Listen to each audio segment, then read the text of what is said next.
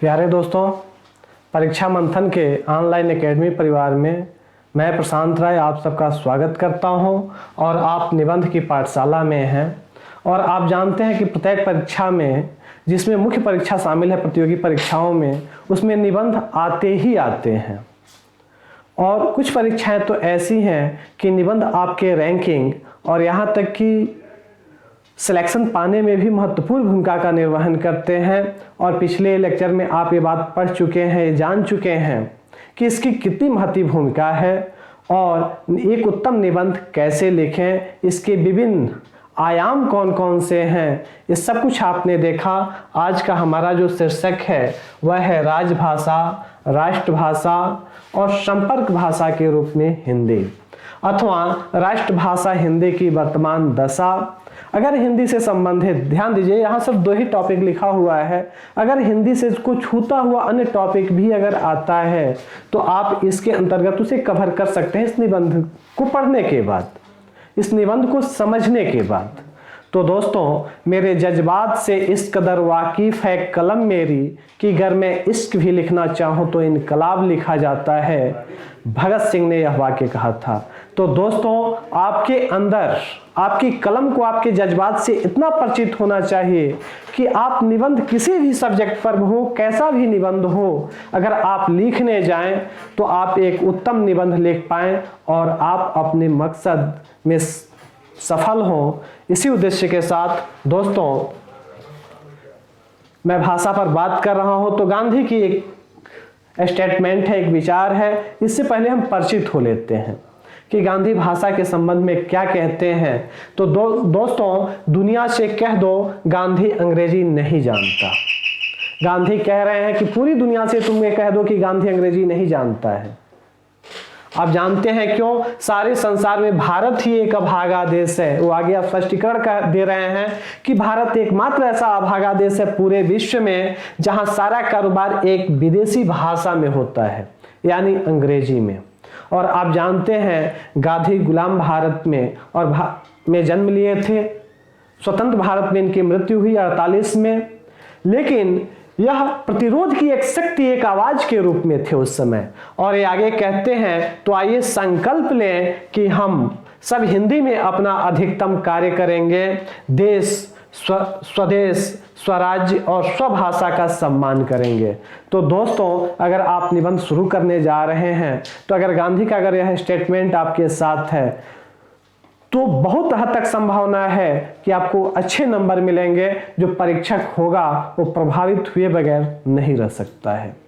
अगर हिंदी पर बात हो, स्वदेश पर बात हो, हिंदी भाषा पर बात हो, राष्ट्रभाषा या राजभाषा या संपर्क भाषा की बात हो, हिंदी की एकता की बात हो या वैश्विक होती हिंदी की बात हो, तो आपको उत्तम नंबर जरूर मिलेंगे।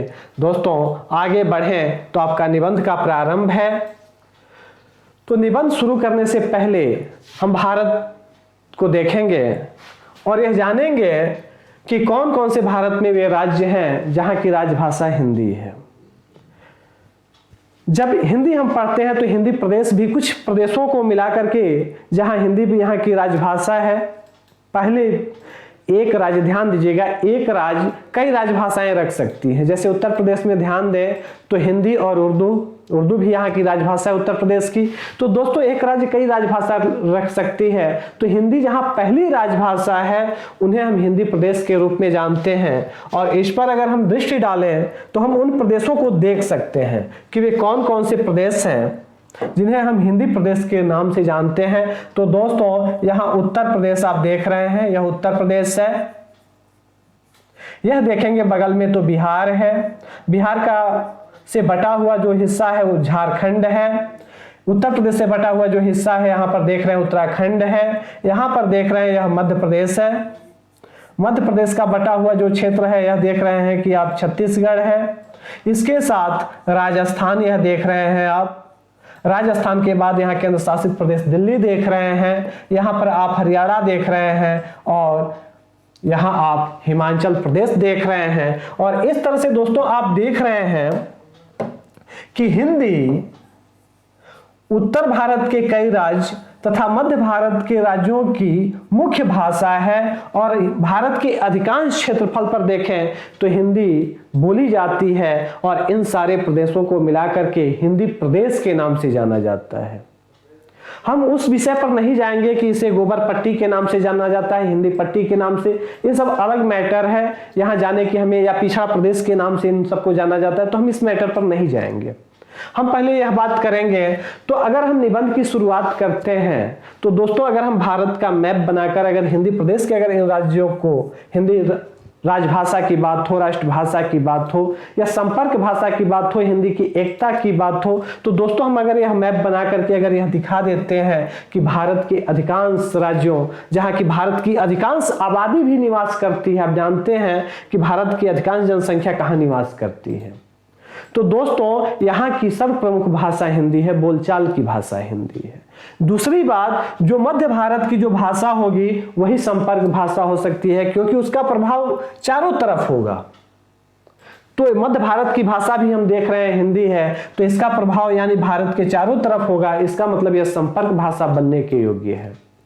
दूसरी बात है, राष्ट्रभाषा भी बनने के योग्य है। दूसरी बात है, जो भाषा बहुसंख्यक आबादी बोलेगी वह राष्ट्रभाषा होगा। तो आप देख रहे हैं कि यह बहुसंख्यक आबादी यही निवास भारत की करती है और यह राष्ट्रभाषा बनने के योग्य है। तो हम इसकी चर्चा आगे करेंगे। तो हम भारत के मैप को बना करके यह दिखा सकते हैं, दर्शा सकते हैं। स्पष्ट हुआ?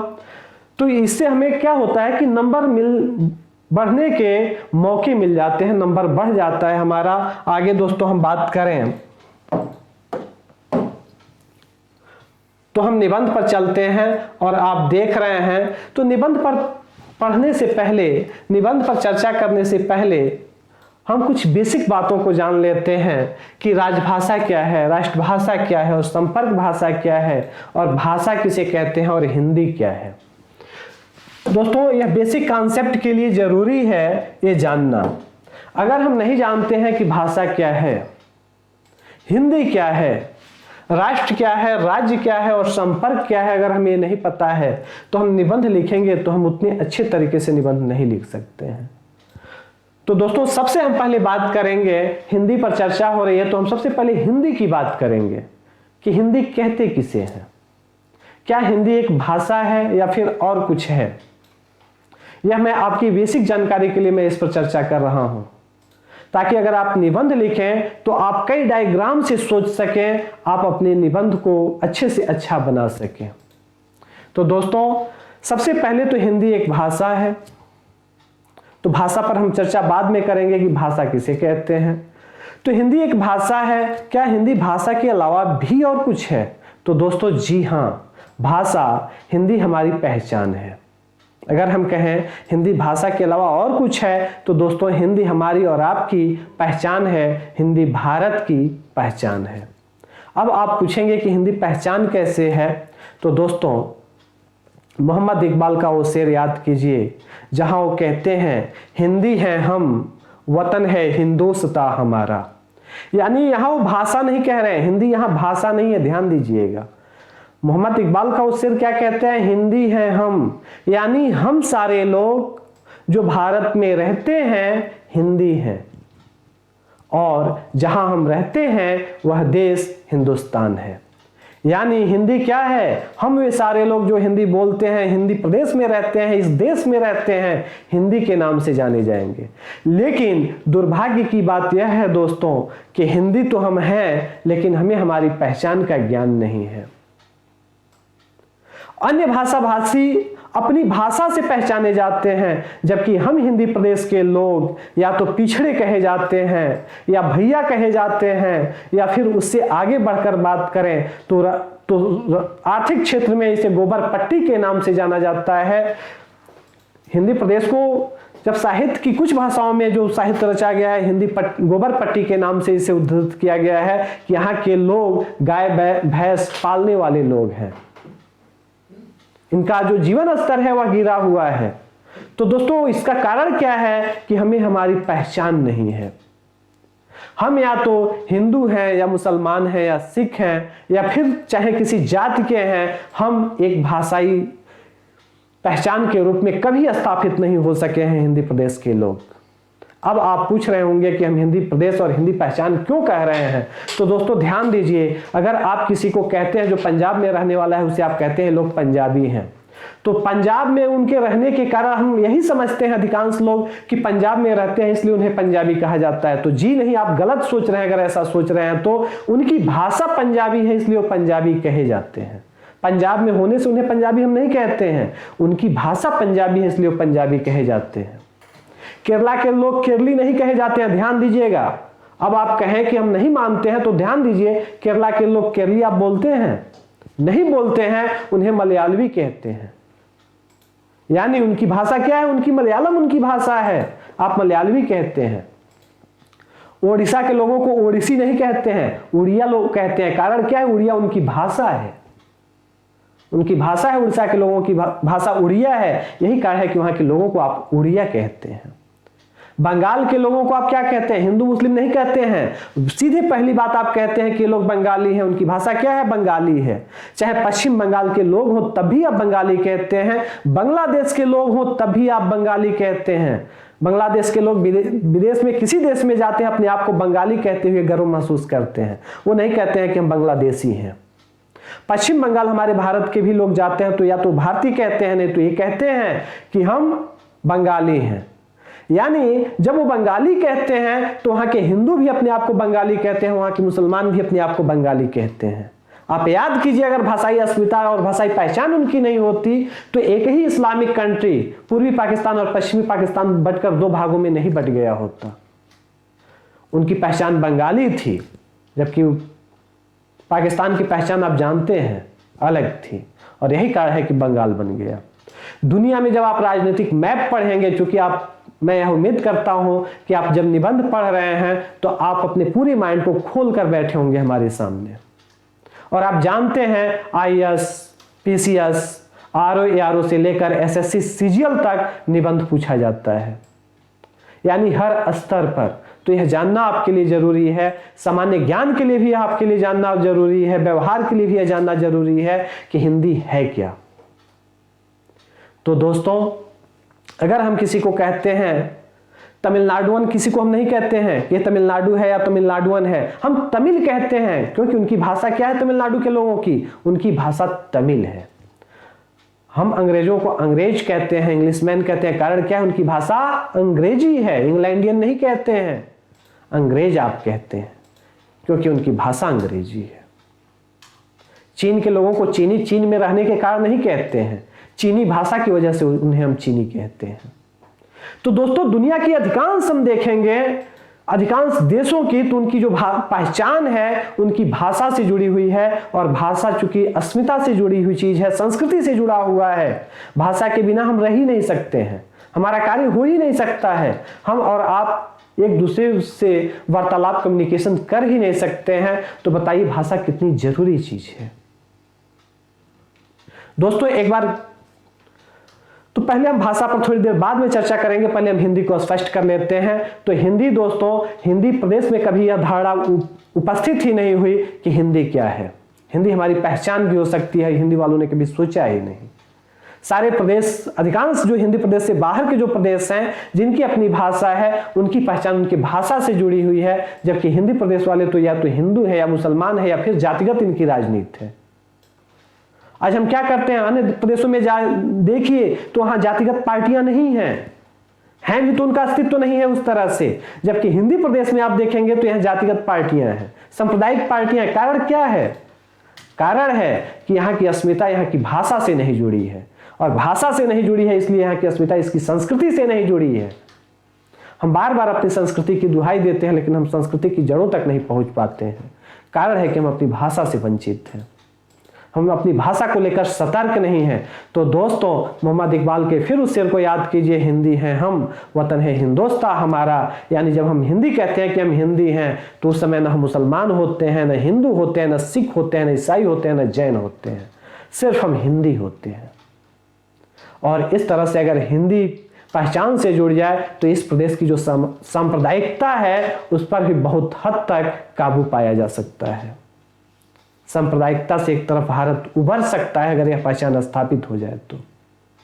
जितने झगड़े हैं सांप्रदायिकता को लेकर वो उत्तर भारत में ही है, हिंदी बेल्ट में ही है। तो दोस्तों सबसे पहले हमने देखा हिंदी क्या है। अब हम बात करते हैं भाषा की। तो दोस्तों भाषा संप्रेषण का एक माध्यम है जिसमें हम और आप बात करते हैं, अपने विचारों को अभिव्यक्त करते हैं, अपने विचारों से दूसरों को अवगत कराते हैं। भाषा इतनी ताकतवर चीज है दोस्तों कि अगर हम कुछ सोचते भी हैं तो भाषा में ही सोचते हैं।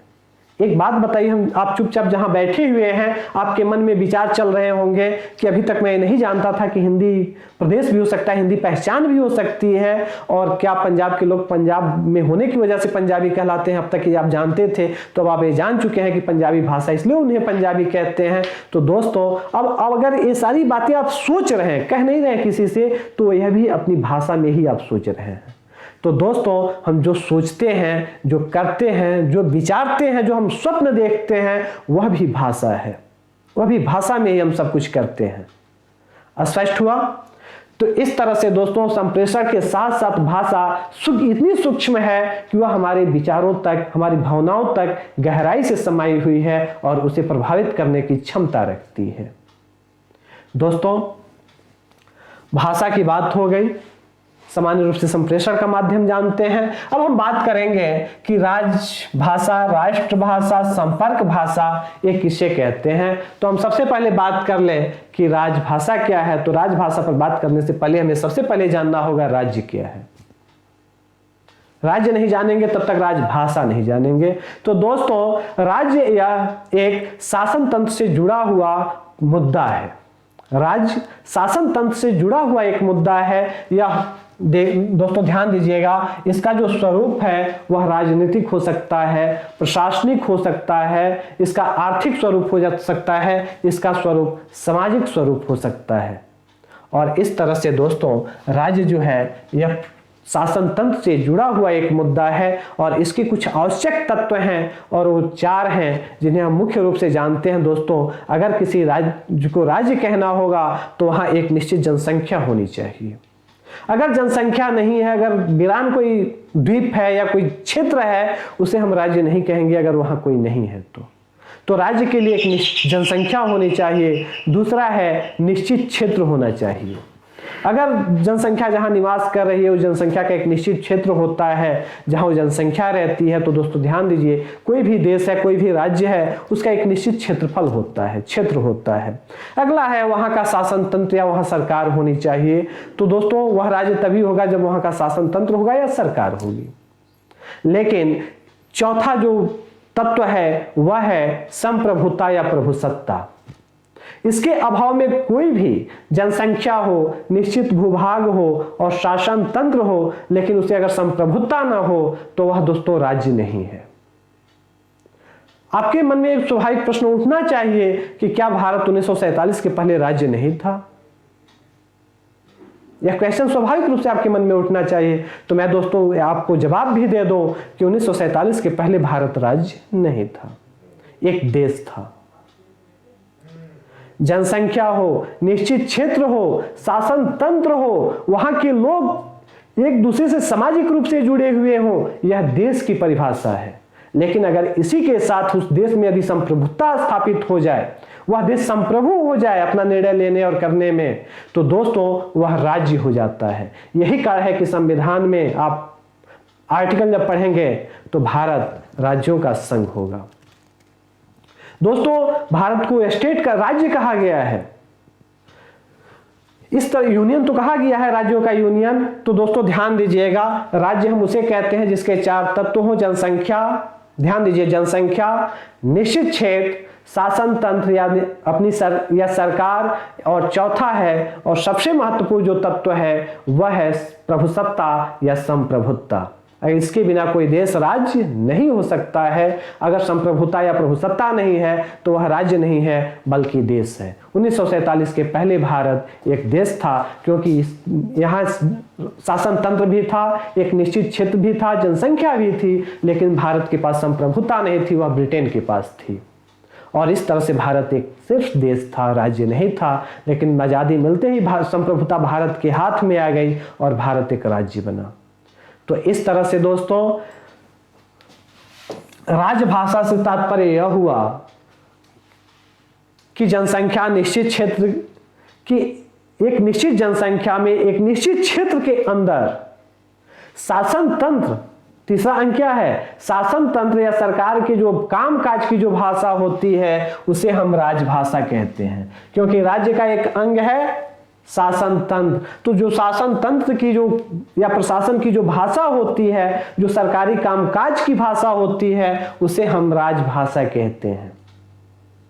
स्पष्ट हुआ। अगला है राष्ट्रभाषा। राष्ट्र हम किसे कहते हैं? तो दोस्तों राष्ट्रीयता की बहुत सारी परिभाषाएं दी हैं और अनेक दृष्टिकोण से इसकी परिभाषाएं दी गई हैं। तो राष्ट्र में प्रमुख तत्व कौन कौन से हैं? तो दोस्तों राष्ट्र के लिए सामान्य नस्ल का होना जरूरी है। राष्ट्रीयताएं कई तरह की होती हैं, तो सामान्य नस्ल का होना जरूरी है। एक निश्चित प्रजाति होती है, एक निश्चित भाषा होती है। दूसरा तत्व है सामान्य भाषा हो, उनकी भाषा एक निश्चित होती है, उनकी भाषा सामान्य होती है। एक भौगोलिक एकता होती है उनके बीच, सामान्य धर्म होता है उनका। एक जो राष्ट्र होता है उसका एक ही सामान्य धर्म होता है। लेकिन भारत की हम बात करें तो भारत राष्ट्र के संदर्भ में नस्ल के आधार पर यह राष्ट्र नहीं है, क्योंकि भारत में बहुत सारी नस्लें रहती हैं। उत्तर भारत में देखेंगे तो द्रविड़ आर्य प्रजाति के लोग हैं, तो दक्षिण भारत में देखेंगे तो द्रविड़ प्रजाति के लोग हैं, और इसमें भी बहुत सारी नस्लीय विविधताएं हैं। भाषा के आधार पर देखेंगे तो लगभग हिंदी प्रदेश की भाषा को छोड़कर, क्योंकि कई राज्यों की भाषा एक जैसी है, अन्य स्टेट आप देखेंगे तो उनकी अपनी भाषा है। और हिंदी प्रदेश की भी भाषा को देखेंगे तो इसमें भी बहुत सारी भाषाएं हैं। कोस कोस पर पानी बदले, चार कोस पर बानी, यानी जब हम कुछ दूरी तय करते हैं तो भाषा में हम अंतर, बोली में अंतर पाते हैं इस देश में। तो यहाँ भाषाई विविधता भी है। भौगोलिक एकता की बात करें तो भारत में भौगोलिक एकता, ध्यान दीजिएगा, भारत में एकता तो है, लेकिन भौगोलिक दृष्टि से कई क्षेत्रों में भारत बटा हुआ है। जब आप इतिहास पढ़ते हैं तो आप देखते हैं कि यह हिमालयी राज्य है, वह उत्तर के विशाल मैदान है, यह पठारी है, यह तटवर्ती है, यह द्वीपीय है। तो भौगोलिक रूप से भारत में विविधता पाई जाती है, और इस विविधता के आधार पर ही भारत को उपमहाद्वीप कहा जाता है। सामान्य धर्म की बात करें तो भारत का कोई सामान्य धर्म नहीं है। यहाँ हिंदू है तो इस्लाम भी है, बौद्ध है तो जैन भी है, सिख है, यहाँ बहुत सारे धर्म हैं। तो यहाँ सामान्य कोई एक धर्म नहीं है, बल्कि भारत बहुधर्मी देश है।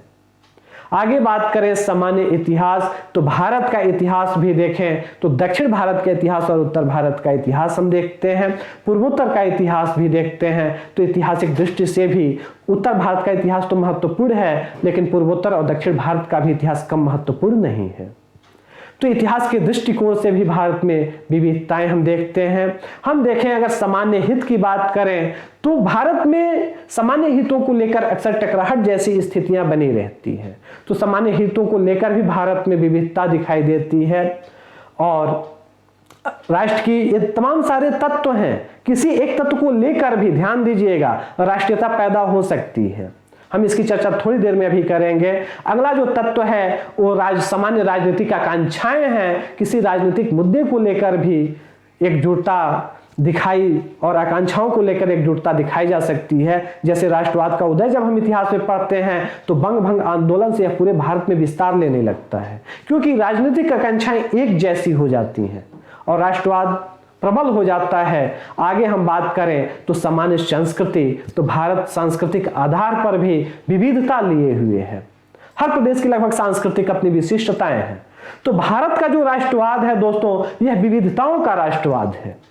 भारत एक राष्ट्र है तो ये विविध वर्णीय राष्ट्र है, क्योंकि राष्ट्र की जितनी परिभाषाएं दी गई हैं दोस्तों, अगर हम देखें जितने तत्व गिनाए गए हैं, ये सारे तत्व विविध हैं भारत में। और यही कहा है कि भारत विविधता में एकता की भारत में बात की जाती है, बहुत संस्कृति कही जाती है, और भारत जो है ये विविध राष्ट्र के रूप में है, विविध राष्ट्रवाद यहाँ है। और यही कहा है कि कहा जाता है कि भारत में कोई एक राष्ट्रीयता नहीं है, बल्कि बहुराष्ट्रीयता है। ध्यान दीजिए, नस्ल के आधार पर हिटलर ने हिटलर की जो राष्ट्रीयता थी वह नस्ल के आधार पर थी। उसने कहा कि आर्य सर्वश्रेष्ठ हैं और यहूदियों का उसने नरसंहार शुरू करा दिया। तो यह नस्लीय राष्ट्रवाद था। धार्मिक रूप से जब राष्ट्रवाद पैदा होता है तो यही पाकिस्तान को देखिए, इस्लामिक राष्ट्रवाद है। तो दोस्तों, राष्ट्र की परिभाषाएं किसी एक तत्व को लेकर भी पैदा हो सकती है। भाषा के आधार पर राष्ट्रवाद पैदा हो सकता है। आप जब यूगोस्लाविया को पढ़ेंगे यूरोप में, तो वहां भाषा के आधार पर तमाम सारे देश बटे गए अपनी अपनी राष्ट्रीयता के आधार पर। तो भाषाई आधार पर भी राष्ट्रीयता दिखाई देती है। तो कोई एक तत्व भी हो सकता है जिसके आधार पर राष्ट्रीयता जन्म ले सकती है और खंड खंड हो सकती है, अपनी पहचान अलग भी बना सकती है। लेकिन भारत में विविधता में एकता है और यहाँ बहुराष्ट्रवाद है। दोस्तों, अब तक आप जो राष्ट्रवाद समझ रहे थे कि राष्ट्रवाद दिया है, तो भारत में अगर राष्ट्रवादी धारणाएं, ध्यान दीजिएगा, अगर कोई एक विचारधारा प्रबल हो गई तो भारत के लिए खतरा है। तो हमें बहु और विविधता में एकता का पालन करना होगा और इस तरह से भारत की जो राष्ट्रभाषा है, इसके लिए हिंदी को प्रोत्साहित किया गया। अब आप कहेंगे कि राष्ट्रभाषा हिंदी को क्यों प्रोत्साहित किया गया, क्यों कहा जाता है कि राष्ट्रभाषा हिंदी है? संविधान सभा में यही कारण है कि राष्ट्रभाषा नहीं लिखा गया। ध्यान यह दीजिएगा, राजभाषा का उल्लेख किया गया हमारे संविधान में, भारतीय संविधान में। हिंदी राजभाषा है, राष्ट्रभाषा नहीं है। क्योंकि यही मुद्दा था कि अगर हम हिंदी को राष्ट्रभाषा बना देंगे तो फिर भाषाई राष्ट्रवाद भारत में शुरू हो जाएगा और यह भाषाई राष्ट्रवाद हो सकता है अन्य भाषा के लोगों को अच्छा न लगे और इनमें टकराहट पैदा हो जाए। और यही कारण है कि भारत की हिंदी को भारत की राजभाषा घोषित किया गया, राष्ट्रभाषा घोषित नहीं किया गया है। तो अक्सर क्वेश्चन पूछा जाता है कि हिंदी भारत की भाषा है, राजभाषा, राष्ट्रभाषा। तो दोस्तों ध्यान दीजिएगा, संविधान में राजभाषा का दर्जा दिया गया है हिंदी को, और हिंदी के साथ साथ 8वीं अनुसूची में 22 भाषाओं को राजभाषा का दर्जा दिया गया है। और ये जो 22 भाषाएं हैं, देश की 90% आबादी इन 22 भाषाओं को बोलने वाली है। यानी आप देश की आप देख रहे हैं 90 से 95% आबादी इन 22 भाषाओं में अपना कार्य करती है। स्पष्ट हुआ? और एक जो 22 भाषाएं हैं, ये 22 भाषाएं भारत की राजभाषाएं हैं, लेकिन हिंदी केंद्र सरकार की राजभाषा है। आगे हम बात करें तो राष्ट्रभाषा। अब दूसरी बात कि राष्ट्र हम किसे कहेंगे, तमाम तत्व तो हम देख चुके हैं राष्ट्र के बारे में। तो दोस्तों, जहां राज, ध्यान दीजिएगा, हमारे शासन तंत्र से जुड़ा हुआ प्रमुख मुद्दा है, वहीं राष्ट्र हमारी पहचान से जुड़ा हुआ मुद्दा है। और यही बात है कि हम राष्ट्रीयता की बात करते हैं, क्योंकि राष्ट्रीयता हमारी पहचान है, विविधता हमारी पहचान है और विविधता में एकता हमारी पहचान है। और इस तरह से दोस्तों, राष्ट्र हमारी पहचान है। हम कहीं भी जाते हैं विदेश में या कहीं भी अगर कोई जाए तो हमारी राष्ट्रीयता भारतीय रहती है, क्योंकि राष्ट्रीयता क्या है, हमारी भारतीय होना क्या है, हमारी पहचान से जुड़ा हुआ है।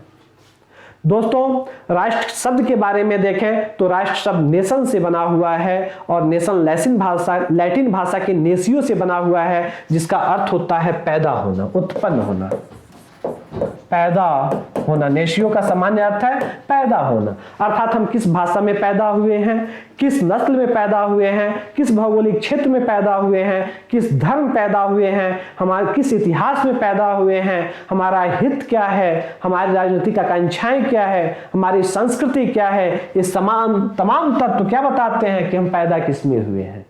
और राष्ट्र शब्द यह बताता है कि हम कहां से जुड़े हुए हैं, हमारी जड़ें कहां से जुड़ी हुई हैं। और यही कारण है कि हम अपनी राष्ट्रीयता की बात करते हैं, क्योंकि हम अपनी जड़ों से जुड़े रहना चाहते हैं।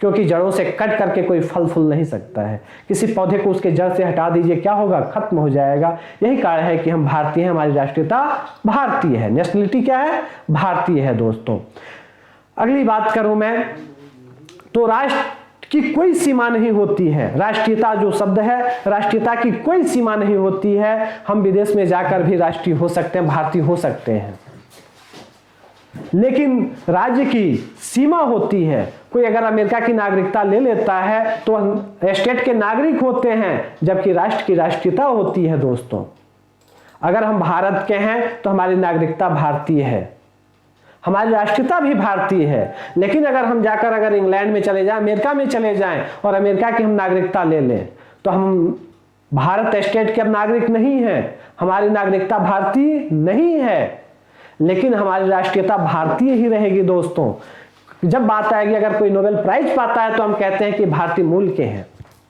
तो दोस्तों राष्ट्रीयता कहीं भी जाने के बाद, चाहे हम नागरिकता कहीं की भी ले लें, किसी स्टेट की ले लें, हमारी राष्ट्रीयता खत्म नहीं होती है। हम राष्ट्र से जुड़े ही रहते हैं। हमारी, क्योंकि हमारा क्या है, हमारा जो जड़ है, हमारा जो जुड़ाव है वो भारत से है। तो दोस्तों यही कारण है कि राष्ट्रीयता की कोई सीमाई इलाका नहीं होता है। आप कहीं भी जाकर आप राष्ट्रीय हो सकते हैं, लेकिन नागरिक नहीं हो सकते हैं। अगर कहीं दूसरे देश की आप नागरिकता लेते हैं तो भारत की नागरिकता स्वतः समाप्त हो जाती है आपकी। तो इस तरह से दोस्तों ध्यान दीजिए कि नागरिक होने में और नागरिकता में और राष्ट्रीयता में यह मूलभूत फर्क है कि नागरिकता की सीमा होती है, क्षेत्र होता है, क्योंकि यह शासन और प्रशासन से जुड़ा हुआ मुद्दा है। राष्ट्रीयता पहचान से जुड़ी हुई मुद्दा है, इसलिए इसकी कोई सीमा नहीं है। हम कहीं भी जाएंगे हमारी पहचान भारतीय ही रहेगी। दोस्तों राष्ट्रीयता के लिए स्वतंत्र होना आवश्यक नहीं है। भारत गुलाम था तब भी राष्ट्रीयता हमारी भारतीय थी, लेकिन हम नागरिक नहीं थे। हमारी नागरिकता एक तरह से क्या थी, परतंत्र थी। हमारी नागरिकता एक तरह से ब्रिटेन की थी। द्वितीय विश्व युद्ध में हम क्यों झोंक दिए गए, क्योंकि ब्रिटेन ने चाहा कि हम युद्ध में हिस्सा लें, क्योंकि हम ब्रिटेन के नागरिक थे। भले हमारी राष्ट्रीयता भारतीय थी, हम भारत में रह रहे थे, लेकिन राजनीतिक रूप से हमारी नागरिकता ब्रिटेन की थी। ब्रिटेन जो चाहे वो करे। यही कारण है कि दोस्तों राज्य के लिए, नागरिकता के लिए स्वतंत्रता आवश्यक है और इसकी एक निश्चित सीमा होती है। यह मूलभूत अंतर है।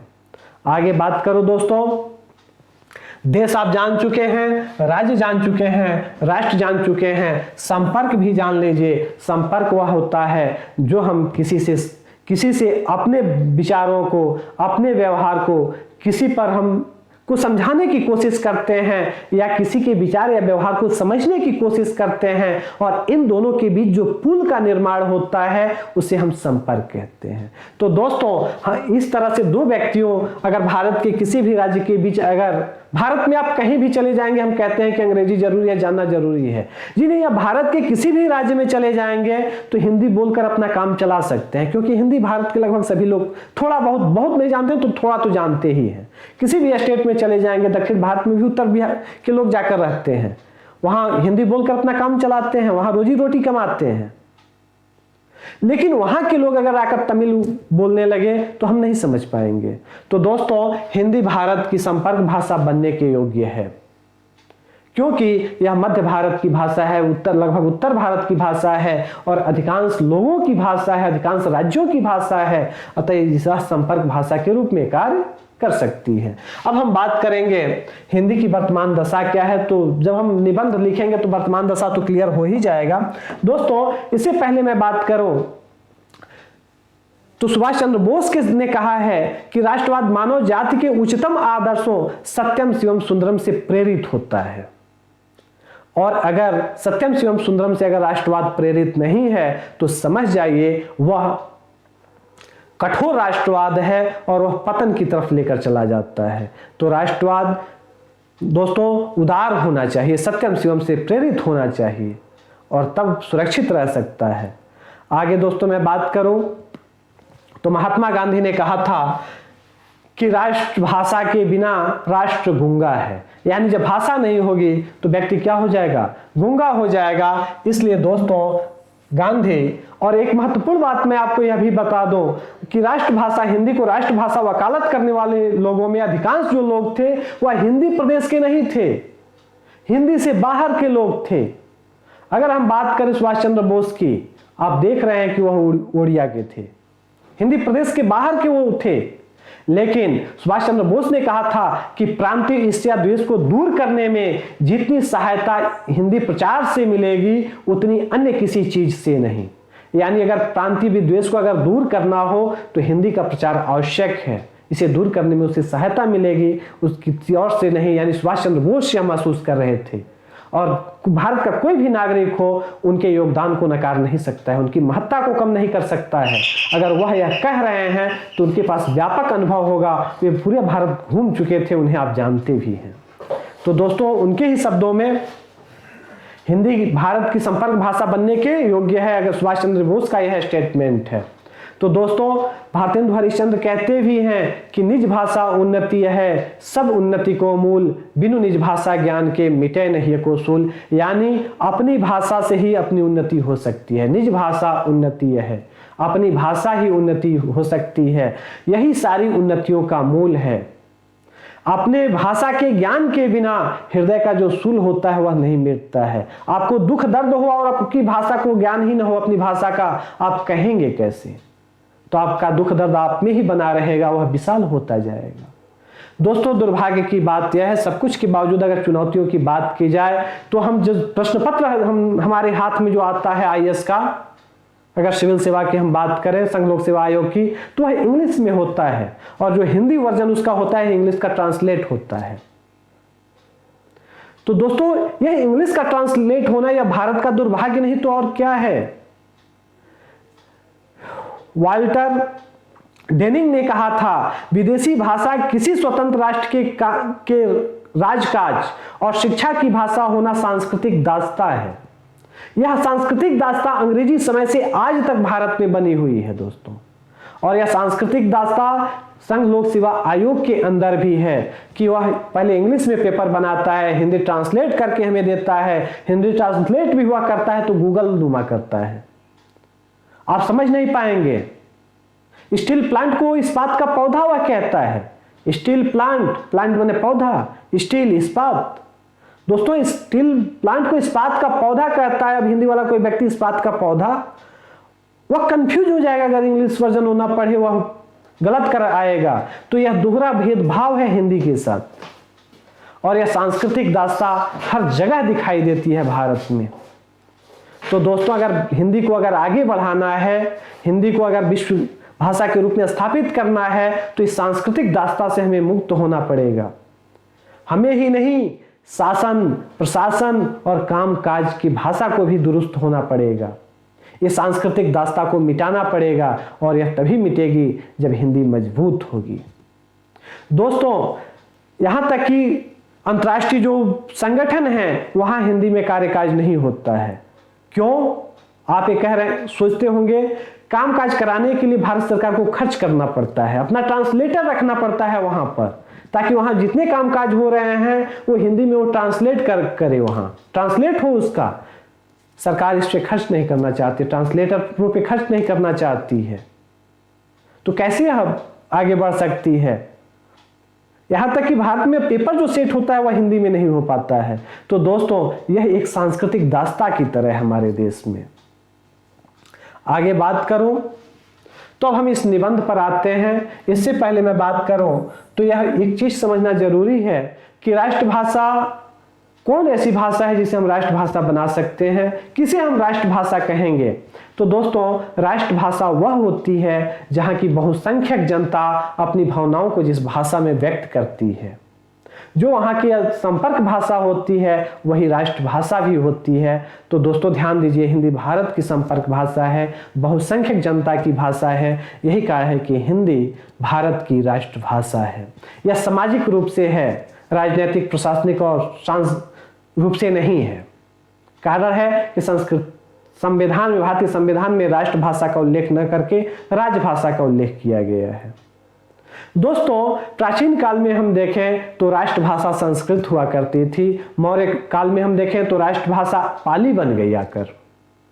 प्राचीन काल में संस्कृत हुआ करती थी, मौर्य काल में आते आते राष्ट्रभाषा संस्कृत बन गई। मध्यकाल में हम आकर देखते हैं दोस्तों, तो मध्यकाल में जो राजभाषा है वह बोलचाल की सामान्य जो यहाँ की लोकप्रिय भाषा थी वह रही, अवहट्ट रही। जो पुरानी हिंदी जिसे हम कहते हैं पुरानी हिंदी रही। लेकिन मुगल साम्राज्य स्थापित होने के बाद भारत की जो राजभाषा बनी वह फारसी हो गई। फारसी, ध्यान दीजिए, मध्यकाल में राजभाषा फारसी थी लेकिन राष्ट्रभाषा हिंदी थी, क्योंकि बहुसंख्यक आबादी की जो भाषा थी वह हिंदी थी, पुरानी हिंदी थी। अंग्रेजी शासनकाल में राजभाषा अंग्रेजी थी, तब भी राष्ट्रभाषा हमारी हिंदी थी, क्योंकि यहाँ की बहुसंख्यक आबादी और संस्कृति की जो भाषा थी वह हिंदी थी। स्वतंत्र भारत में राजभाषा, दोस्तों राजभाषा हिंदी बनी। लेकिन स्वतंत्र भारत में राष्ट्रभाषा भी हिंदी है। इस तरह से कालक्रम में देखें तो मौर्य काल में हम देखते हैं कि राजभाषा का जो स्वरूप था वह पाली था। मध्यकाल में देखते हैं तो राजभाषा का स्वरूप फारसी था। अंग्रेजी शासन काल में देखते हैं तो राजभाषा का स्वरूप अंग्रेजी था और स्वतंत्र भारत में राजभाषा का स्वरूप हिंदी है।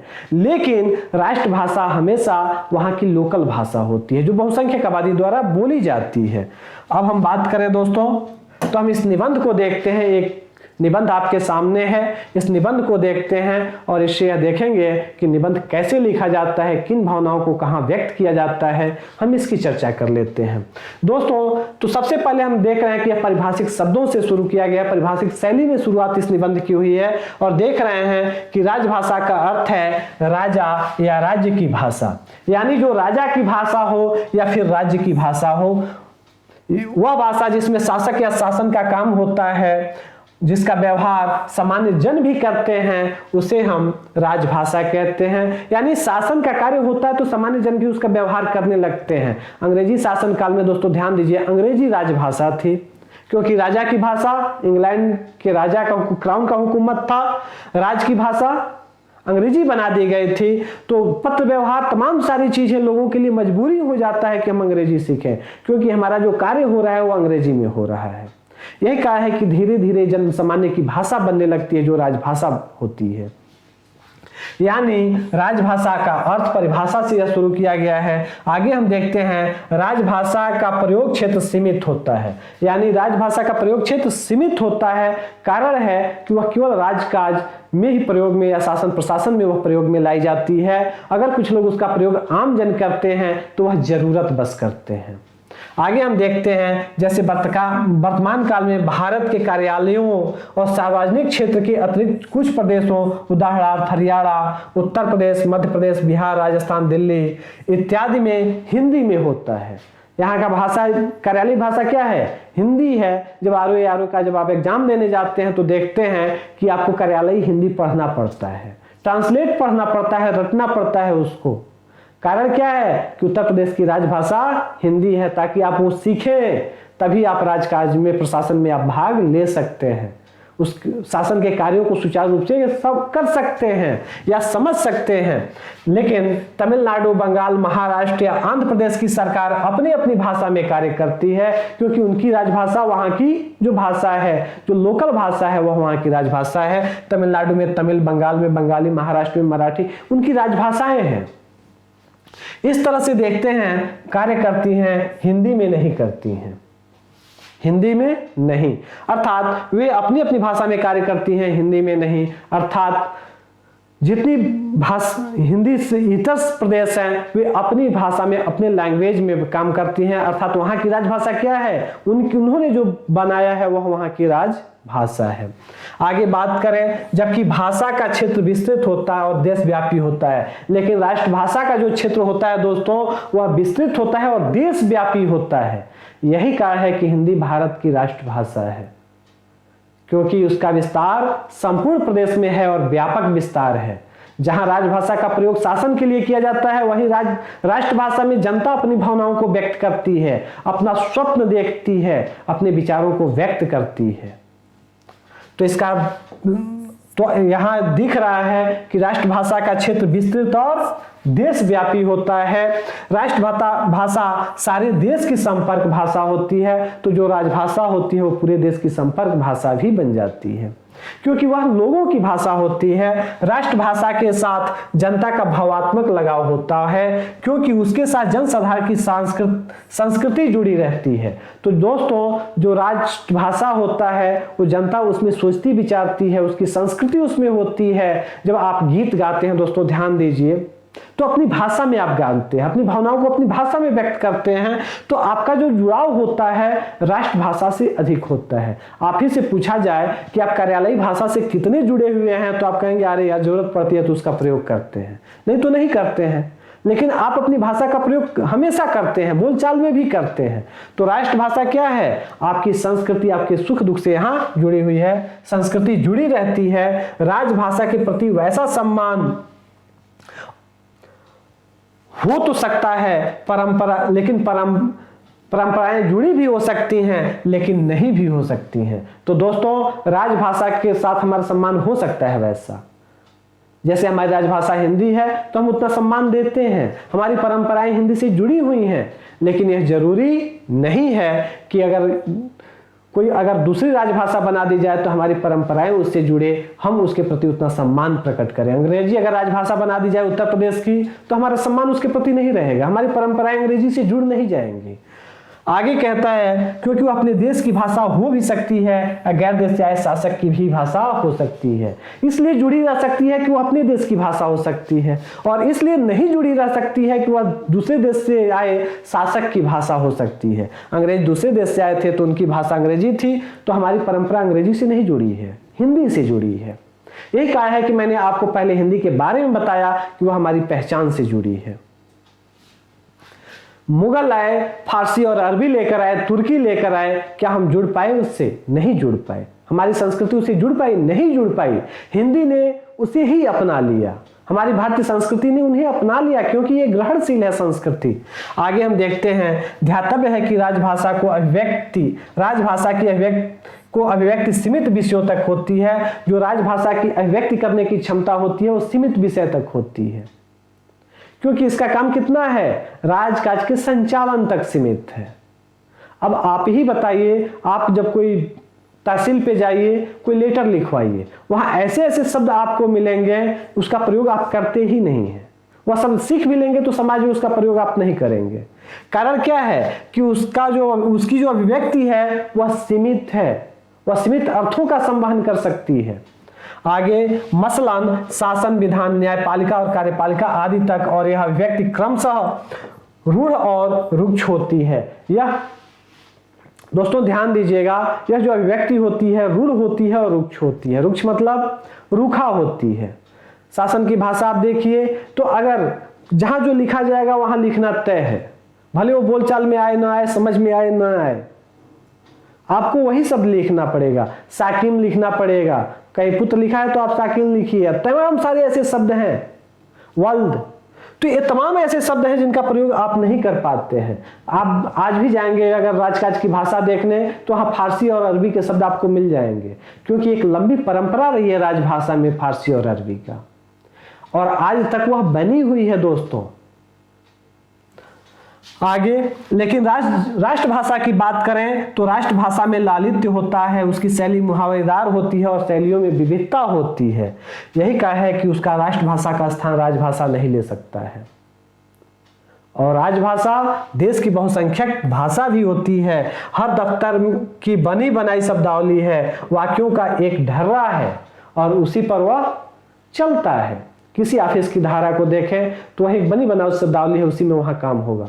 उसका एक बना बनाया ढर्रा है, पैराग्राफ है, उसी पर उसका आधारित रहेगा। जबकि राष्ट्रभाषा का संबंध जीवन के प्रत्येक पक्ष से होता है। तो दोस्तों यह दो पैराग्राफ आप देख रहे हैं, कितने छोटे छोटे निबंध के पैराग्राफ हैं, और यहाँ राष्ट्रभाषा और राजभाषा के बीच तुलना की गई है। यहां निबंध में यह तुलनात्मकता, दोनों के बीच एक तुलना की गई है, तुलना दिखाया गया है कि दोनों में अंतर क्या है, दोनों एक दूसरे से कहां जुड़ी हैं और कहां नहीं जुड़ी हैं। तो एक दूसरे में समानता कहां है और एक दूसरे में अंतर क्या है। समानता की बात करें तो यह कह रहा है कि राजभाषा राष्ट्रभाषा हो भी सकती है और राष्ट्रभाषा नहीं भी हो सकती है। राजभाषा विदेशी भी हो सकती है, इस देश की भी हो सकती है। तो दोस्तों यह एक समानता और असमानता दोनों के बीच एक तुलनात्मक अध्ययन प्रस्तुत किया गया है निबंध में। आगे हम बढ़ें तो आगे दोस्तों आप देख सकते हैं, लेकिन इसका आशय यह नहीं है कि राजभाषा और राष्ट्रभाषा में परस्पर कोई लगाव नहीं है। आगे यह कह रहा है कि इतना कुछ हम लिख चुके हैं, दोनों के बीच अंतर दिखा चुके हैं, लेकिन इसका मतलब यह नहीं है कि राजभाषा और राष्ट्रभाषा के बीच परस्पर कोई संबंध ही ना हो। संबंध होता है। आगे यह बात कर रहा है संबंधों की। तो दोस्तों एक उत्तम निबंध शैली आप यहां पर स्पष्ट रूप से आप देख पा रहे हैं कि एक उत्तम निबंध कैसे लिखा जाए, कैसे किस अप्रोच को अपनाया जाए, कि सब कुछ समाहित हो जाए। आगे कहता है सच तो यह है कि राजभाषा राष्ट्रभाषा पर अपना प्रभाव डालती है। जो राजभाषा होती है राष्ट्रभाषा पर प्रभाव डालने लगती है। दोस्तों आज बताइए अंग्रेजी इतने लंबे समय तक उर्दू का आविर्भाव क्यों इस देश में हो गया? क्योंकि फारसी राजभाषा थी। फारसी अपना प्रभाव हिंदी पर डाल रही थी, हिंदी उसे ग्रहण भी कर रही थी, लेकिन फारसी और हिंदी के बीच का जो पुल बना वही उर्दू है। दोस्तों उर्दू का जन्म कहीं और नहीं इस भारत में हुआ है और दिल्ली में हुआ है दोस्तों, क्योंकि दिल्ली में दरबार की जो भाषा थी वो फारसी थी, जनता की भाषा हिंदी थी और इनके बीच जो पुल बना वह पुल ही उर्दू बना। और इस तरह से हिंदी के बाद उर्दू का जन्म होता है और उर्दू का जन्म कहीं और नहीं बल्कि उत्तर भारत में ही होता है। दोस्तों यह आप तथ्य याद रखिएगा।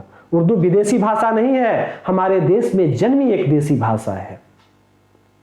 हाँ ये जरूर है कि उर्दू की लिपि विदेशी है। तो दोस्तों यहां ध्यान दीजिए राजभाषा ने क्या किया, हिंदी पर अपना प्रभाव डाला। हिंदी में बहुत सारे आप शब्द देखेंगे जो उर्दू और फारसी अरबी के हैं। अंग्रेजी राजभाषा बनी, अंग्रेजी ने अपना प्रभाव डाला और बहुसंख्यक आबादी आज देख रहे हैं कि बहुत हिंदी अंग्रेजी लोग जप रहे हैं, इतने कॉन्वेंट स्कूलों का विस्तार। तो दोस्तों राजभाषा राष्ट्रभाषा पर अपना प्रभाव डालती है। हिंदी में देखेंगे तो तमाम सारे शब्द अंग्रेजी के आपको मिलेंगे। कारण क्या है कि राजभाषा ने राष्ट्रभाषा पर प्रभाव डाला। और क्यों डाला? कारण यह है कि जो भाषा राजभाषा के पद पर आसीन होती है लोग उसी में शिक्षा पाना आवश्यक समझते हैं, क्योंकि जो राज की भाषा होती है वही शिक्षा का माध्यम बन जाती है। उस भाषा को हम सीखना चाहते हैं। कारण क्या है कि रोजी रोटी, सामाजिक प्रतिष्ठा और भौतिक लाभ के लिए युवा वर्ग में उसी भाषा का बोलबाला होता है। यानी सारे लोग वो भाषा सीखना चाहते हैं सामाजिक प्रतिष्ठा के लिए। सामाजिक प्रतिष्ठा का तात्पर्य यहाँ राजकाज में हमारा अगर प्रभुत्व रहेगा तो समाज में भी रहेगा। तो दोस्तों भौतिक लाभ भी हम शासन से प्राप्त कर पाएंगे, रोजी रोटी भी हम कमा लेंगे। यही कारण है कि आज अंग्रेजी को आप देख रहे हैं कि इतने वर्षों तक अंग्रेजी राजभाषा रही और उसका प्रभाव आप देख रहे हैं। दोस्तों तो यह स्पष्टीकरण किया गया है कि राजभाषा राष्ट्रभाषा पर अपना प्रभाव डालती है और राजभाषा विस्तार कैसे पा लेती है राष्ट्रभाषा के ऊपर, यह भी बात आगे पंक्ति में दिखा दिया गया है। शासन की भाषा का अनुकरण होने लगता है। लोग जो होते हैं वो शासन की भाषा का अनुकरण करने लगते हैं। कचहरी और सरकारी कार्यालयों से संपर्क रखने वाले लोगों के द्वारा वही भाषा जन साधारण में प्रचलित होती है। सीधे सरकार द्वारा नहीं, कचहरी और सरकारी कार्यालयों में संपर्क रखने वाले लोगों के द्वारा वही भाषा जन साधारण में प्रचलित होने लगती है। यानी लोगों के बीच वो भाषा फैलने लगती है, उन्हें सम्मान की दृष्टि से देखा जाने लगता है। मध्य युग में फारसी का और आधुनिक युग में अंग्रेजी का हिंदी पर जो प्रभाव पड़ा है और आज भी पड़ रहा है वह सर्वविदित है। अतः यह कहना तर्कसंगत होगा कि राजभाषा राष्ट्रभाषा दोनों में ऐक्य हो तो भाषा स्वतः संवर्धित होती है और जनता को भी संस्कारित करती है। आगे एक सुझाव दिया गया है दोस्तों इसमें कि अगर राजभाषा और राष्ट्रभाषा, पहले बताया गया है कि फारसी मध्य युग में, आधुनिक युग में अंग्रेजी का प्रभाव परिलक्षित है, यही कारण है। आगे यह सुझाव देता है कि यह तर्कसंगत होगा यह कहना कि राजभाषा और राष्ट्रभाषा दोनों अगर एक हो, अगर हिंदी राजभाषा है और हिंदी अगर राष्ट्रभाषा दोनों अगर एक हो तो ये दोनों एक दूसरे को क्या करते हैं, संवर्धित करते हैं, एक दूसरे को संस्कारित करते हैं, एक दूसरे को प्रेरित करते हैं और दोनों उत्तरोत्तर बढ़ते चले जाते हैं। यानी भाषा के स्तर पर हिंदी का विकास होगा और राष्ट्रभाषा के स्तर पर भी हिंदी का विकास होगा और हिंदी आगे बढ़ता चला जाएगा। तो दोस्तों यहाँ सुझाव भी दिखाई दे रहा है आपको। आगे आप देखिए, स्मरणीय है कि भारत में स्वतंत्रता के पश्चात राज सत्ता जनता के हाथ में आई और स्वतंत्र लोकतांत्रिक व्यवस्था में यह आवश्यक था कि देश का काम राजकाज लोक की भाषा में हो। स्वतंत्रता मिलने के बाद की बात कह रहा है कि लोकतांत्रिक व्यवस्था में यह आवश्यक हो गया था कि जो देश की कामकाज हो, जो शासन तंत्र हो, वह देश की जनता की भाषा में हो और अतः राजभाषा के रूप में हिंदी को एक मत से स्वीकार कर लिया गया। आगे यह कह रहा है 14 सितंबर 1949 को भारत के संविधान में हिंदी को मान्यता प्रदान की गई। भारतीय संविधान के अनुच्छेद 343(1) में उल्लेख किया गया कि संघ की राजभाषा हिंदी और उसकी लिपि देवनागरी होगी।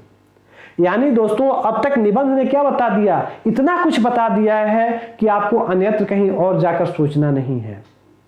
निबंध एक उत्तम निबंध लेखन की आप शैली यहां देख रहे हैं कि कैसे निबंध लिखा गया है। तुलनात्मक करके, फिर उन दोनों के बीच एक संबंध दिखा करके, फिर उसके बाद हिंदी का उत्थान कैसे हो इसके बारे में एक स्पष्ट संकेत दे करके और हिंदी को राजभाषा बनाया गया। वह तिथि, वह तथ्य भी यहाँ फैक्ट भी दिखा दिया गया है। दोस्तों आप ध्यान दीजिए, यही कहा है कि 14 सितंबर को हम हिंदी दिवस के रूप में मनाते हैं। और एक बात मैं आपको सामान्य जानकारी के लिए बता दूं, तो हिंदी दिवस मनाने की शुरुआत 1953 ईस्वी में शुरू की गई। पहली बार हिंदी दिवस 14 सितंबर 1953 को मनाया गया। 49 में स्वीकार किया गया, लेकिन 50 में हिंदी दिवस नहीं मनाया गया, 51-52 में नहीं मनाया गया। दोस्तों पहला हिंदी दिवस 1953 को मनाया गया और तब से प्रत्येक वर्ष सरकारी स्तर, शासन और प्रशासन के स्तर पर तथा हिंदी प्रेमियों द्वारा हिंदी दिवस मनाया जाता है 14 सितंबर को। स्पष्ट हुआ? दोस्तों निबंध आगे क्या कह रहा है?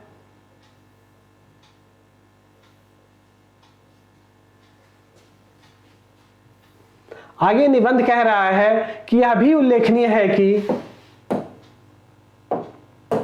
निबंध आगे कह रहा है, यह भी उल्लेखनीय है कि अनुच्छेद 343(2) में संविधान के क्रियाशील होने के 15 वर्ष तक के लिए अंग्रेजी के प्रयोग को जारी रखा गया। दोस्तों उस समय यह 343(2) में यह आर्टिकल 343 के सेक्शन 2 में यह प्रावधान किया गया दोस्तों कि संविधान लागू होने के 15 वर्षों तक अंग्रेजी का प्रयोग हिंदी के साथ चलता रहेगा। कारण क्या था कि अंग्रेज पूरा राजकाज शासन की जो भाषा थी वह अंग्रेजी थी। दिक्कत यह थी कि इतने बड़े व्यापक पैमाने पर अचानक अगर अंग्रेजी से हिंदी अगर किया जाता तो कुछ समस्याएं थी, अत्यधिक संसाधन खर्च होते। इसीलिए उन लोगों ने सोचा कि 15 वर्षों तक इसका प्रयोग रखा जाए और 15 वर्षों बाद पुनः इसका परीक्षण किया जाएगा और जब सरकार चाहेगी तो दोस्तों अंग्रेजी को बाहर कर दिया जाएगा राजकाज से और हिंदी को वह स्थान दे दिया जाएगा। लेकिन यह दुर्भाग्य रहा दोस्तों देश का। आगे लिखा हुआ है प्रयोग किया गया था। अनुच्छेद 43(3) के बारे में यह बता रहा है, संसद का उस अवधि के बाद भी अंग्रेजी के प्रयोग को करने के विधि निर्माण का अधिकार दिया गया कि 343 में अगर उसका प्रयोग आगे जारी रखा जाता है तो यह अधिकार संसद के पास होगा कि आगे जारी रखना है या नहीं रखना है। आगे कहता है, फलतः राजभाषा अधिनियम 1963 द्वारा यह उपबंध किया गया कि सभी राजकीय कार्यों में अंग्रेजी का प्रयोग 15 वर्षों तक होता रहेगा। पुनः राजभाषा अधिनियम 76 के तहत हिंदी के साथ अंग्रेजी में कामकाज संबंधी प्रावधान को जारी रखा गया। यह कह रहा है कि 1963 में पुनः 15 वर्ष बाद संशोधन किया गया और पुनः बढ़ा दिया गया कि 15 वर्षों तक और अंग्रेजी में कामकाज जारी रहेगा इस देश में। लेकिन दोस्तों ध्यान दीजिए, 1976 में पुनः उसमें प्रयोग किया गया और एक अनियत काल के लिए अंग्रेजी संबंधी प्रावधान को अब भी जारी रखा गया है। और आप जानते हैं कि यह प्रावधान आज भी अंग्रेजी में चल रहा है। शासन का जो कार्य है, दूसरे राज्यों से जो संपर्क की भाषा बनी हुई है वह शासन की अंग्रेजी है। अगर तमिलनाडु अगर केंद्र सरकार को खत लिखता है तो तमिल में न लिख करके अंग्रेजी में लिखता है। तो दोस्तों एक बात बताइए, क्या वह अंग्रेजी में तमिलनाडु अंग्रेजी में केंद्र सरकार को खत लिख सकता है और अंग्रेजी में ही केंद्र सरकार को उत्तर भी देना होता है, तो क्या अंग्रेजी की जगह पर यह हिंदी नहीं हो सकता था? तमिलनाडु सबसे अधिक हिंदी का विरोध दोस्तों ध्यान दीजिएगा दक्षिण भारत के लोग और दक्षिण भारत में भी तमिलनाडु के लोगों ने किया है। लेकिन इस विरोध को दोस्तों ध्यान दीजिएगा लोगों ने नहीं किया है। यहां यह भी एक महत्वपूर्ण तथ्य है और केसी सारंग मठ का मैं वह स्टेटमेंट आपसे बताना चाहूंगा कि उनका स्टेटमेंट है इस संबंध में कि दक्षिण की हिंदी विरोधी जो नीति है वह वास्तव में दक्षिण की नहीं बल्कि कुछ अंग्रेजी लोगों की नीति है। वह दक्षिण के लोगों की नीति नहीं है, कुछ अंग्रेजी लोगों की नीति है जो अंग्रेजी दिखना चाहते हैं। तो दोस्तों एक बात बताइए, बेहतर तो अगर वो कहते हैं कि हिंदी से हमारी भाषा को संकट है, तमिल के लोग अगर कह रहे हैं हिंदी से हमारी भाषा को संकट है, हमारी राष्ट्रीयता खतरे में पड़ जाएगी, तमिल राष्ट्रीयता खतरे में पड़ जाएगी, हमारी भाषा खत्म हो जाएगी, तो दोस्तों तुम अंग्रेजी में पत्र व्यवहार क्यों कर रहे हो? तब तमिल में करो ना। क्या जरूरत है अंग्रेजी में तुम्हें करने की? अंग्रेजी है तो तुम्हारी राष्ट्रीयता खत्म नहीं हो रही है, हिंदी से तुम्हारी राष्ट्रीयता को बाधा है। यही बात है कि केसी सारंग ने यह स्टेटमेंट कहा था कि यह दक्षिण के लोगों का विरोध नहीं है, यह कुछ अंग्रेजीदार लोगों का विरोध है, उनकी नीति है। तो दोस्तों ध्यान दीजिए, उन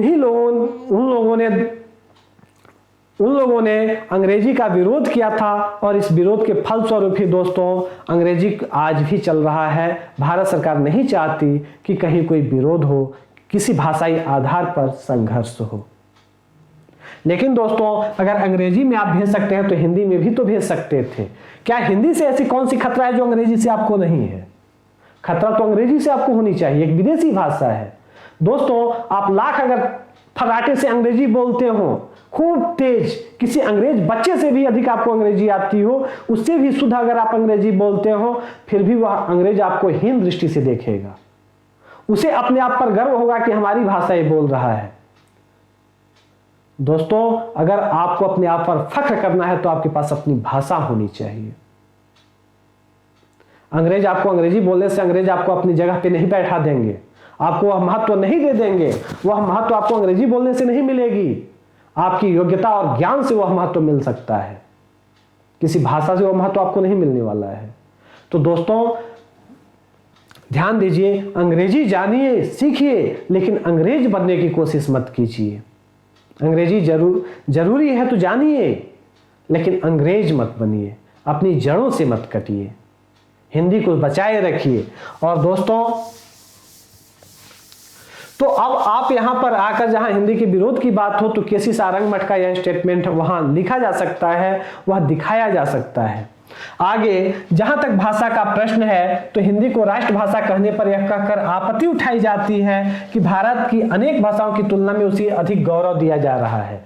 यहां दोस्तों लोग कहते हैं कि जब पड़ोसी आगे बढ़ता है तो पड़ोसी को सबसे अधिक दुख होता है। दुनिया आगे बढ़ जाए उसे कोई दुख नहीं है, लेकिन पड़ोसी आगे बढ़ गया तो सबसे अधिक लोगों को कष्ट होता है।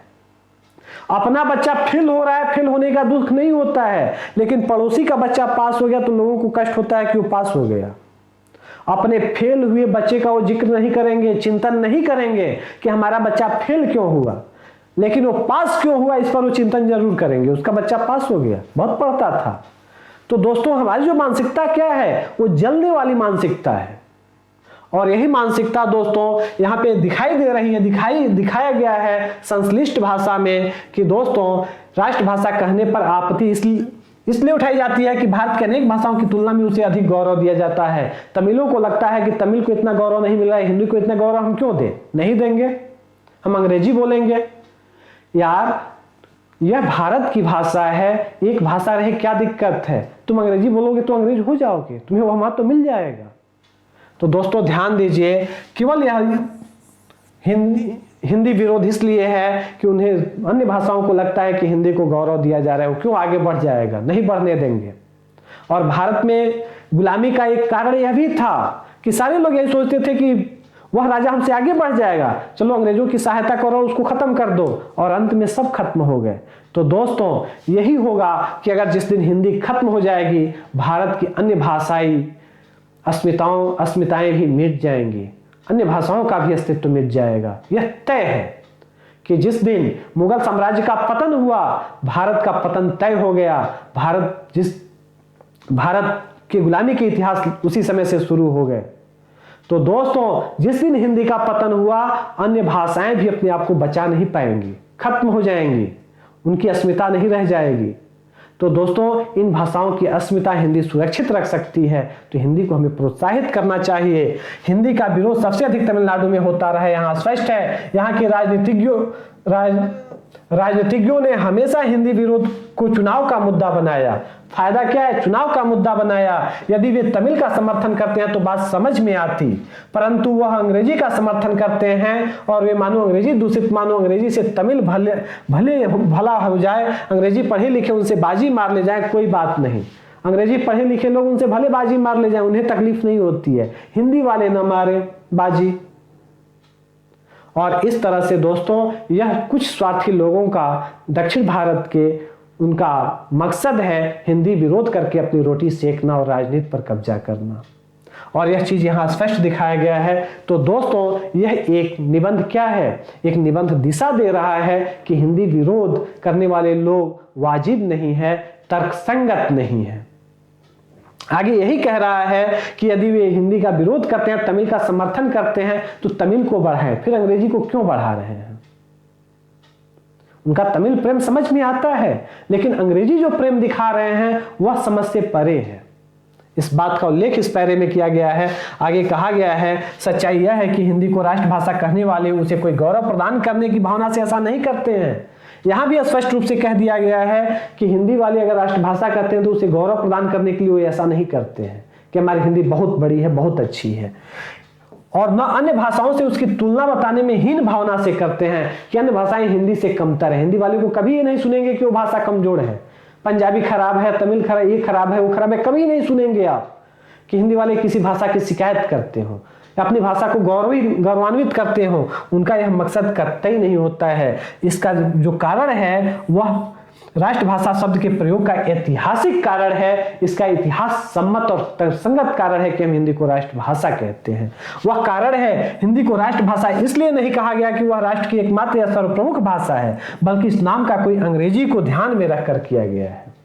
राष्ट्रभाषा शब्द का प्रयोग अंग्रेजी को ध्यान में रखकर किया गया है। स्टेटमेंट याद कीजिए कि हिंदी भाषा के बिना राष्ट्र गूंगा है, राष्ट्रभाषा के बिना राष्ट्र गूंगा है। अगर भारत की कोई राष्ट्रभाषा हो सकती है तो वह हिंदी हो सकती है, महात्मा गांधी ने कहा था।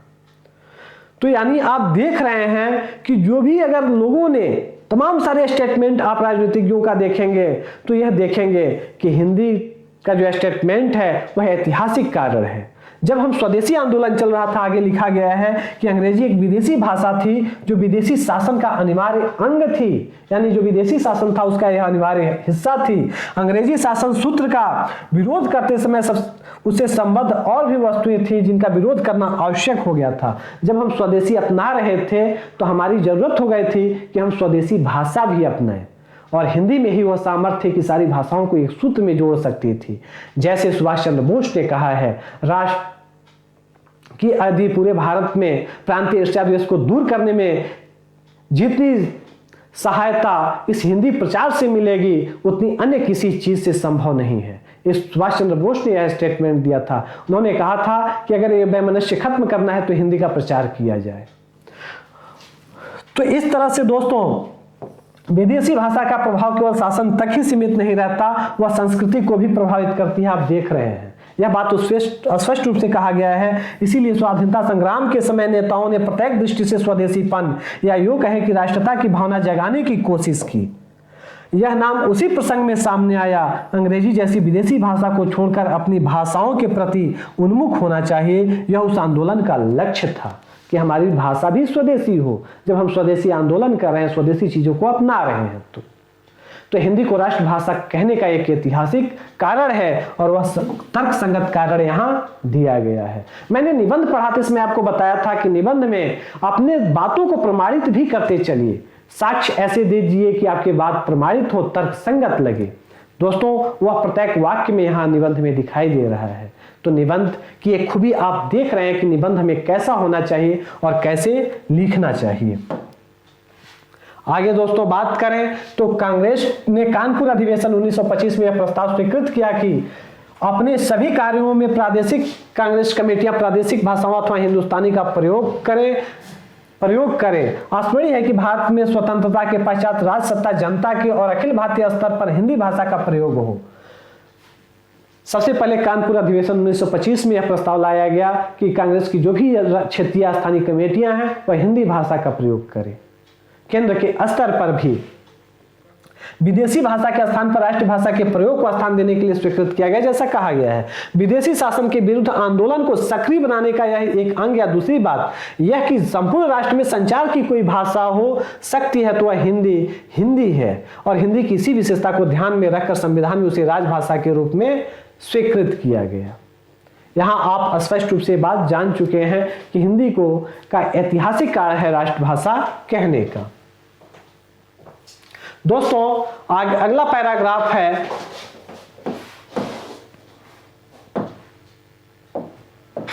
अगला पैराग्राफ है, अतः समग्र राष्ट्र के लिए जो उल्लेखनीय है कि अनुच्छेद 343(2) में संविधान के भाषा संपर्क करने का कार्य कर सके उसे राष्ट्रभाषा कहने में कोई आपत्ति नहीं होनी चाहिए। यहाँ कहा गया है कि अगर पूरे राष्ट्र में अगर कोई संपर्क की भाषा या संपर्क भाषा के रूप में अगर कोई भाषा कार्य कर रही है तो उसे राष्ट्रभाषा कहने में हमें कोई आपत्ति नहीं होनी चाहिए। यह ध्यान रखने की बात है कि भारतीय संविधान में हिंदी के लिए कहीं भी राष्ट्रभाषा शब्द का प्रयोग नहीं हुआ है।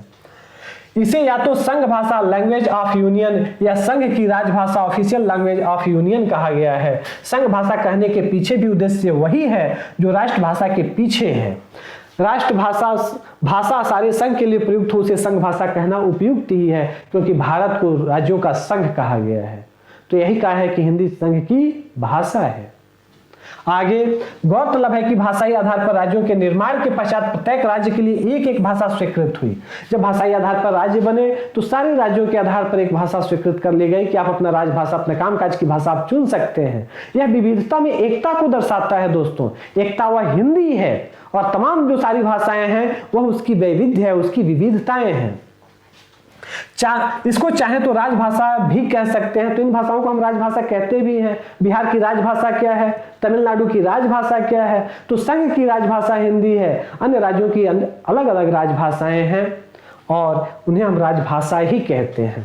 दोस्तों किसी राज्य अथवा प्रदेश का शासन कार्य वही की भाषा में होगा, जैसे बंगाल का बंगला में, तमिलनाडु का तमिल में, महाराष्ट्र का मराठी में। इस सीमा में हिंदी को दखल नहीं देना है। यह स्पष्ट है कि हिंदी वहां दखल नहीं देगी शासन के कामकाज में, लेकिन संपर्क भाषा और राष्ट्रभाषा तो हिंदी को बनाया ही जा सकता है। प्रत्येक राज्य की भाषा को अपना कार्य उस भाषा में करने की पूरी छूट और स्वतंत्रता है। तो दोस्तों फिर हिंदी को हमें अपनाने में कठिनाई कहां है?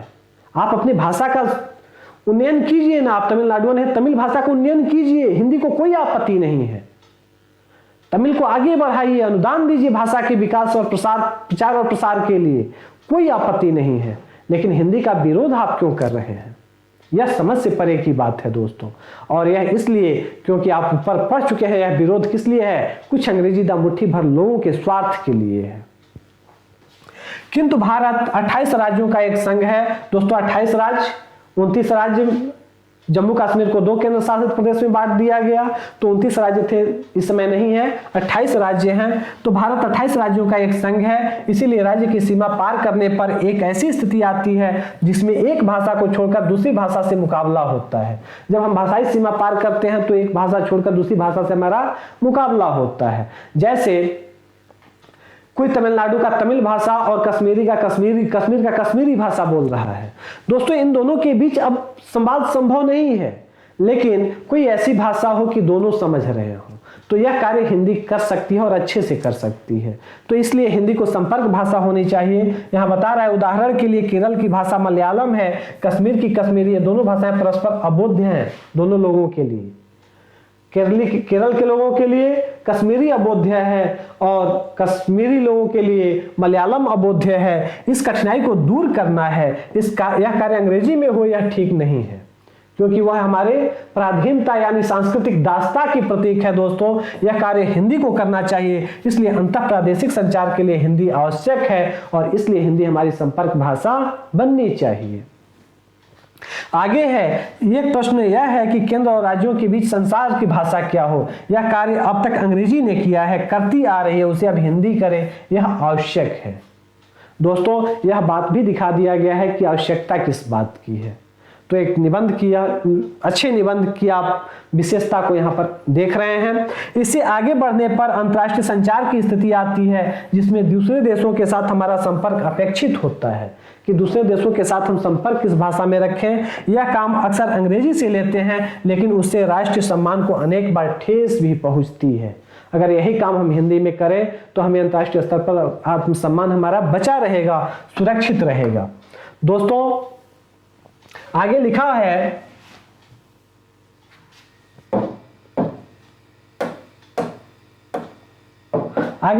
उल्लेखनीय है कि अंतर्राष्ट्रीय क्षेत्रों में जो सभ्य समुन्नत देश हैं वे अपनी भाषा के माध्यम से ही अपना कार्य करते हैं और उसमें गौरव का अनुभव करते हैं। यानी जो समुन्नत और संपन्न देश हैं वो अपनी भाषा में कार्य करते हैं और हम अंग्रेजी में करते हैं, दूसरे की भाषा लेकर करते हैं, उधारी की भाषा। और यह आगे उदाहरण दे रहा है, रूस, फ्रांस या चीन अंग्रेजी में अपने पत्रादि प्रस्तुत नहीं करते हैं। फिर हिंदुस्तान जैसा समृद्ध परंपराओं का देश अंग्रेजी को गले लगाए रखकर हमेशा यह बताता चले कि हम 200 वर्षों तक पराधीन रहे अंग्रेजों के, और उसकी यह निशानी है, कोई सम्मान की बात नहीं होगी। इसीलिए हमें अपनी भाषा को समुन्नत बनाना होगा। इसलिए हमें अंतर्राष्ट्रीय उपयोग के लिए भी एक भाषा रखनी होगी, और वह स्थान हिंदी ले सकती है। हाँ, अंतर्राष्ट्रीय प्रयोग के मुताबिक हिंदी को भी ढालना होगा, और इस पर हमें कार्य करना चाहिए। स्पष्ट हुआ? आगे देखिए आप, यह जानकर पृथ्वीकर आश्चर्य होता है कि बाजार ने भी हिंदी को पहली संपर्क भाषा बनाने का काम किया है। दोस्तों, बाजार ने भी हिंदी को संपर्क भाषा बनाया है। पहले जब कंप्यूटर आया था तो लोग कहते थे कंप्यूटर पर हिंदी में काम नहीं हो सकता है, लेकिन आप देखिए सारी भाषाओं में कंप्यूटर पर लगभग काम हो रहे हैं। कंप्यूटर के लिए सबसे उत्तम संस्कृत मानी गई। तो दोस्तों आप देखिए, हिंदी संस्कृत की एक तरह से कहें तो बेटी है। तो इस तरह से दोस्तों बाजार की जरूरत है हिंदी। जहां शासन की जरूरत अगर अंग्रेजी हो सकती है, तो बाजार की जरूरत हिंदी है। अगर आम लोगों तक अगर बाजार को पहुंचना है, बाजार को अपनी पहुंच बनानी है, तो वह हिंदी में ही बता सकता है। आप किसी ग्रामीण इलाके में जाएं और अपनी बात करने के लिए अंग्रेजी का प्रयोग करें, बाजार कुछ बेचने के लिए, व्यक्ति आपको क्या करेगा, बाहर कर देगा, वो समझ ही नहीं पाएगा। तो बाजार की मजबूरी बनी हिंदी। और आप जानते हैं कि इस तरह से बाजार ने भी हिंदी को प्रसारित करने का काम किया है। बहुराष्ट्रीय निगम अपने यहाँ अंग्रेजी के साथ हिंदी जानने वालों को रखने की बात करते हैं। अगर भारत के लोगों की मानसिकता जाननी है तो हिंदी तो जाननी ही होगी। उनका मानना है कि वे कारपोरेट या सरकार से अंग्रेजी में निपट सकते हैं, लेकिन गांव कस्बे की हिंदी वाली जनता से तो उनका मुहावरे में ही निपटना होगा, यानी हिंदी मुहावरे का ही प्रयोग करना होगा। आगे दिखा रहा है दोस्तों यह पैराग्राफ, निपटना होगा। कुल मिलाकर आज हिंदी राजभाषा, राष्ट्रभाषा और संपर्क भाषा के रूप में महती दायित्वों का निर्वहन कर रही है। सच पूछा जाए तो हिंदी बोलचाल से, मनोरंजन के माध्यम से, internet, Facebook, Twitter, blog, WhatsApp और बाजार के उपभोक्ता ब्रांडों के माध्यम से बढ़ रही है। यह किसी भी सरकार की नीति से बड़ी ताकत है। यहाँ दिखाया गया है कि बाजार ने जितनी हिंदी को बढ़ाने का कार्य किया है, उतना किसी भी सरकार की नीति ने नहीं किया है। और इस तरह से यह निबंध आप देख रहे हैं कि एक निबंध कैसे लिखा जाता है, एक उत्तम निबंध कैसा होना चाहिए, फॉर्मेटिंग कैसे की जाए, यह सब कुछ आप देख रहे हैं। दोस्तों मैं आपको अब यहाँ सुझाव देना चाहूँगा आपको कि निबंध आपका जरूरी नहीं कि हूबहू ऐसा हो, क्योंकि ऐसा आप हूबहू लिख भी नहीं सकते हैं। कारण क्या है कि हूबहू लिखने के लिए हूबहू रटना होता है, और मैं नहीं कहूंगा कि आप रटिए।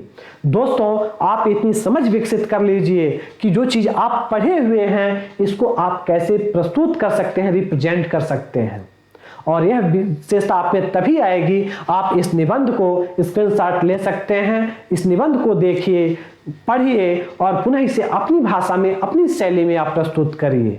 इसके लिए अन्य निबंधों का भी सहारा ले सकते हैं। अगर कहीं से लेना चाहें आपके पास हो तो उनका सहारा लीजिए और स्वयं निबंध लिखने की कोशिश कीजिए, अपना दृष्टिकोण विकसित करने की कोशिश कीजिए।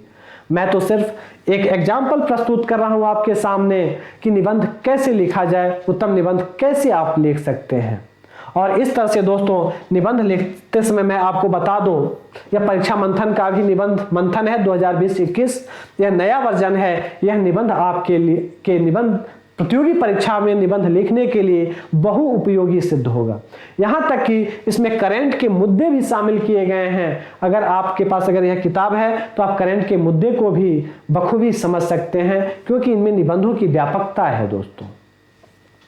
और इस तरह से निबंध के लिखते वक्त मैं आपको बता दूं तो कुछ कीवर्ड का आप लोग इस्तेमाल करें, और कीवर्ड का अगर निबंध लिखते समय अगर आप इस्तेमाल करते हैं तो आप निबंध सहजता से लिख पाएंगे। वह कीवर्ड आपके हो सकते हैं कि जो जितना कुछ मैंने बताया है कहीं आप उसे कीवर्ड बनाकर लिख लें कि हिंदी भारत की राष्ट्रभाषा है, तो राष्ट्रभाषा के संबंध में अगर किसी ने स्टेटमेंट दिया हो, कोई कविता कहानी आपके दिमाग में हो, तो उस दृश्य से भी आप लिखना शुरू कर सकते हैं। किसी घटना पर आधारित होकर भी आप निबंध लिखना शुरू कर सकते हैं। तो जितनी मैंने भूमिका और निष्कर्ष की विधियां बताई हैं उनका प्रयोग करके आप निबंध लिख सकते हैं। लेकिन इसके लिए आपको कठिन मेहनत की जरूरत पड़ेगी। आप मेहनत कीजिए, आप एक अच्छे निबंधकार के रूप में उभर कर आएंगे, अच्छा निबंध लिखेंगे, अच्छी रैंकिंग हासिल करेंगे और आप सफल होंगे।